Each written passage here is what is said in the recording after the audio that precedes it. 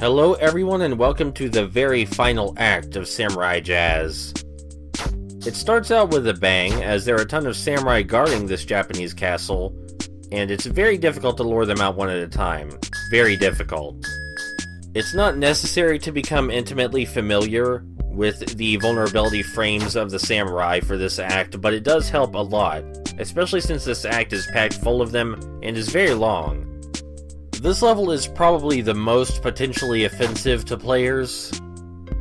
I have a lot of patience for this game, but for a normal person playing it, this level would probably be very frustrating. Not necessarily because of the combat, mind you, though the combat in this act is definitely the hardest. But the puzzles in this act are kind of just mean. For example, you see that open door right there. And if you head into that open door, there are a couple more doors with a lot of enemies in them that lead to a switch. You try and turn on the switch and find out it's not activated. There's another switch just a bit up ahead that when you press it says switch activated. So you may figure it means the switch back here, but it actually means a switch even further ahead. And then when you press that switch, you finally have to backtrack here. It requires too much guesswork to be done reasonably on your first try without backtracking to this place at least twice. And I think the enemy placement in this level is actually difficult enough that warrants real criticism. Probably shouldn't make people run through these enemy crowded rooms that are actually fairly difficult for nothing. And it's sad to think that people probably stopped playing the game on this level because of its puzzles and never finished it, but that probably happened. Even if you were determined enough to get to this point, then the puzzles here might turn you off that badly. But with that out of the way, you may remember I said that most of the acts consisted of dicking around outside a bit before going inside a dungeon-like area. I'm sure I mentioned that at least 3 times now. Although we're technically inside the castle's boundaries right now, as far as the game's pacing is concerned, I think this counts as an outside area. And when we go through that spiked doorway right there, then we'll be on the inside part. This may seem like a really weird distinction to make, but it just makes so much more sense with the game's pacing, because every other level has outdoor and indoor areas like that. Really just want to fight one of you at a time. You're hopefully seeing what I was talking about with the Hellboy knockoffs being used more appropriately in the design. They're actually getting really difficult to deal with now. Mostly because of their placement around other enemies. Now after we press this switch, we can finally backtrack to the room where the original switch was, which we haven't visited yet, because I knew it wouldn't do anything. And now we're in a previously unexplored area back near the start. And at the very end of this hallway, there will be the switch. Which will activate the switch next to those bamboo spikes, and then we can press that switch to remove the bamboo spikes and actually go forward.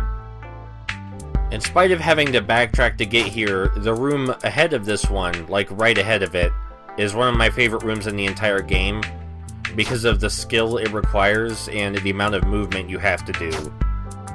Moving around to evade enemy attacks is only really necessary with the fire-spitting enemies. So you don't do a whole lot of that. You do a whole lot of repositioning yourself, though, which is where the majority of the challenge comes from. But in this room, it's all about dodging. It's just supremely satisfying to move around so many fireballs at once. When I watched my brother play this room, he was just so upset. In a silent way, kind of scary silent way. But he was clearly upset, because he kept getting blasted over and over and over. And now it's time to backtrack from the backtracking to that room where the bamboo shoots are blocking the door, or bamboo spikes. It doesn't matter, they look like bamboo.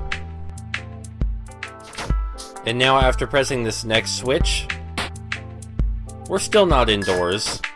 We have to deal with a bunch more samurai, and then we can finally go inside. We don't actually have to defeat all of them, just most of them. We can leave 2 of them alone and just run straight for the door, which is what I'm going to do. Truth be told, I actually like the layout of the indoor area. It consists of 2 hallways and 2, well, what would you call this room? It consists of 2 hallways that lead to 2 rooms on either side of the building. In each of the hallways, there are 3 doors. We can only enter the right hallway at first. And we can only go in the center door at first because the other 2 are locked until we press the buttons in the center room. The layout is exactly the same for the other hallway. The only thing that changes is the enemy pattern and placement. So I actually like the interior of the castle. Seems a lot more fair than the puzzles on the outside. It doesn't require complete guesswork, since the doors you don't want to go in yet are actually locked. But for people who don't have a strange fascination with symmetrical layouts and dungeon design, this might wear on their patience a bit, since they just had to backtrack a lot in the previous area. You only have to backtrack a little bit because the doors aren't far apart, but some people at this point might be entirely worn out on the idea of backtracking. Not just from the puzzles outside of the castle, but from the game as a whole, because you do a lot of backtracking in this game.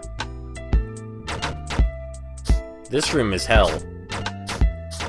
Getting rid of the Extendo Neck Ladies quickly is supremely difficult because of course their range is much greater than yours.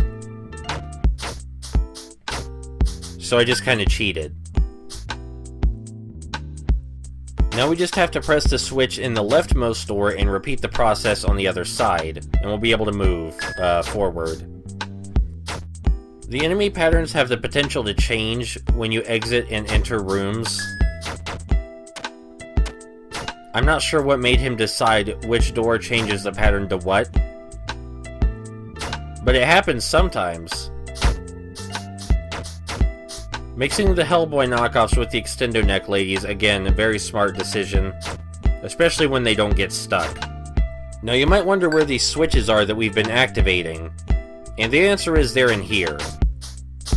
So after we activate all 4 of these switches using the other switches in both hallways, we have to press all these 4 switches in a very specific order, or else spikes come up out of the ground and kill us.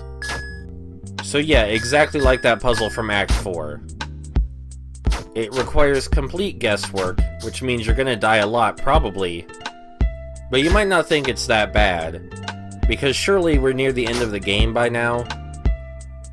And it's only 1 room, right? The puzzle's only repeated for 1 room. You can tell yourself that. Just like the other hallway, we have to enter the center door first and activate the other 2 doors so we can activate the 2 switches, so we can go back into the room with 4 switches and press those. I liked it better when we were trying to get items for weird NPCs with funny dialogue. But it's not unusual for the final act or final level or final anything of a story to be more lonely. And if there's one thing you can say about this level, it's definitely that it feels lonely. Switches don't offer very good company. But while we're here and we have time to reflect, I want to bring up that we don't actually know why we're here. We don't know why we're killing all these demons, why we were traversing the city, why we're in this castle. The only thing we know is that we killed ourselves. The reason this is important to bring up right now is because pretty soon we will see the ending, and the ending leaves things open to interpretation in a very weird way, because there's not much to it. I mean, there's a lot of potentially interesting theories I could draw from it, but really that would be grasping at straws. There's just not enough information here for anything. But while we were babbling about this game's kind of existent story, we managed to activate all of the switches, so we can go back and press them in hopefully the right order. Oh, I almost forgot something else I wanted to say. The developer did confirm when I asked him that he is working on another 3D game, but he has no idea when it will be done. So I'm excited for that, but I'll just wait patiently until I hear from him. Because if this game seems unpolished, his games have been consistently getting more polished and also have higher production values, more creative ideas, and better game design. Man, I have died like 50 times in this one fucking room. I'm not frustrated at the game so much as myself. But, I mean, I guess it illustrates the game's difficulty, which I'm not sure if it got across how difficult this game is, because a lot of other people could probably tell you. But I don't know if I made it look easier than it is.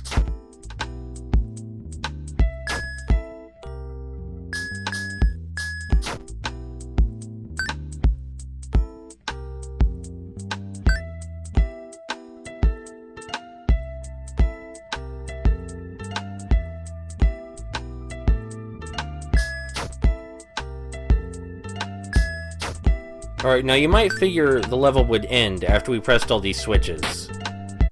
But we actually enter another floor that's exactly like the previous one, with very minor differences. So I guess that doesn't mean exactly, but you understand what I mean. It's two hallways that function the same as the ones we just went through, and there's even that four switch puzzle at the end of it all. So I think you can understand why I'm going to skip this floor, and just get you to the final confrontation.